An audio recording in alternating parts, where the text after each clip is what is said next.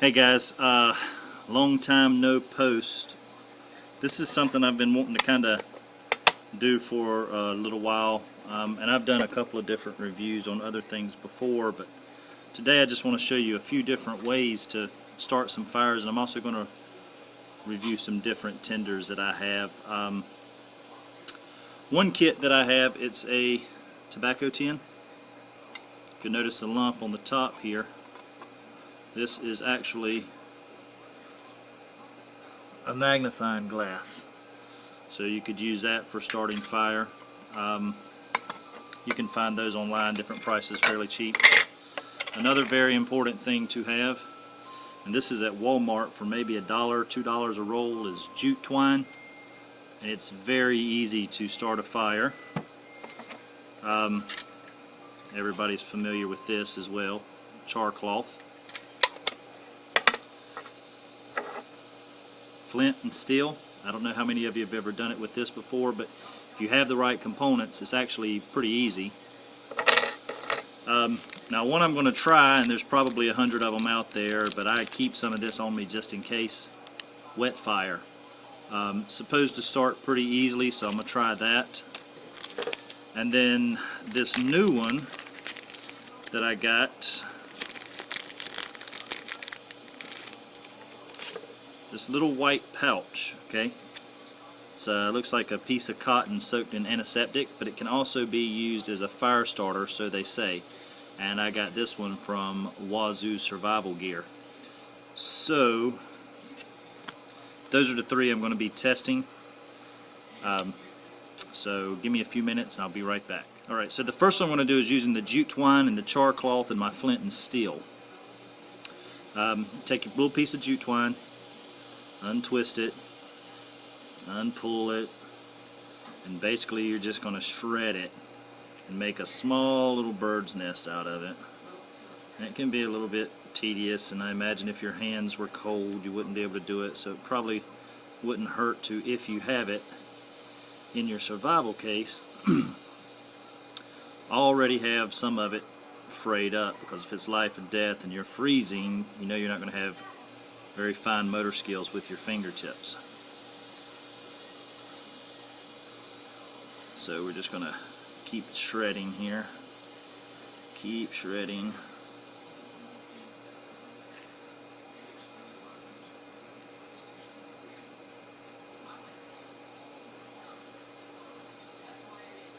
Alright, I could probably pull it apart a little bit more, but this should serve the purpose for what I want to do.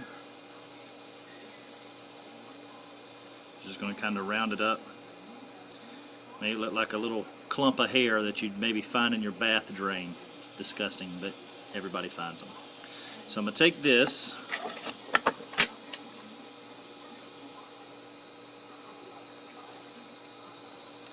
piece of my char cloth. I'm going to place the char cloth over the jute twine, the shredded jute twine, so it's actually going to be like this. Now, take my flint and hold like this, okay, so top up, and then your striker. And it really only takes 1 or 2 sparks on this char cloth, and it's going to go. So give me a second here, wish me luck.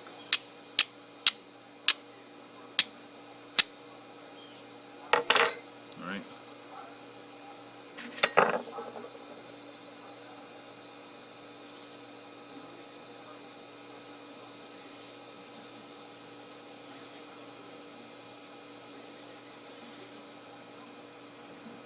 Oh, there you go.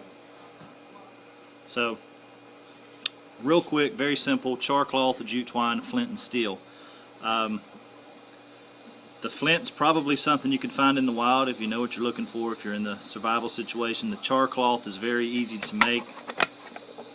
All you need is an Altoids tin and some cotton. Chop it up, light it on fire in the sealed tin. When it quits smoking, it's done. Pretty easy. Okay, so that was that one. That one was a success. Be right back. I'm going to get a couple other things prepped and we'll go from there. Alright, so trial number 2 is going to be the product from Wazoo. You can see where I've removed it from the little plastic canister, and it's just in a little wad here. Now I want to really test this one because on my survival bracelet here, I keep a little patch of it under this Ranger band, which is how they advertise to carry it. So I'm really interested to see if that's going to work, because I carry this on my person all the time, and I want to know if it's worth it or not. So I'm going to fray this out a little bit, and I'm going to use my striker and see if I can get it going.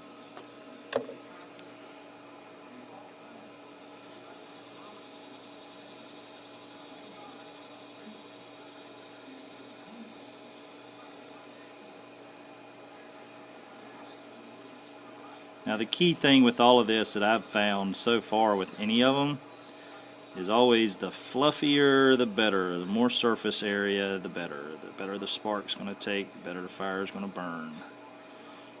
So we'll fluff that out a little bit. You can see it sticking to me. It's also got some type of antiseptic on it. So I'm wondering how flammable that is. Alright, so we've got it frayed up a little bit there. Striker. Let's see what happens.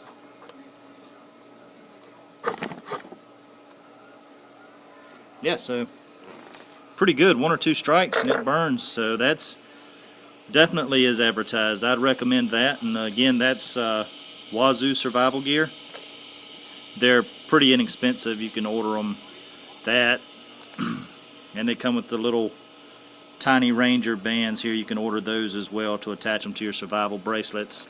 I think that was maybe $6 or $7, and I lose $6 or $7 a month, so why not buy it, something useful.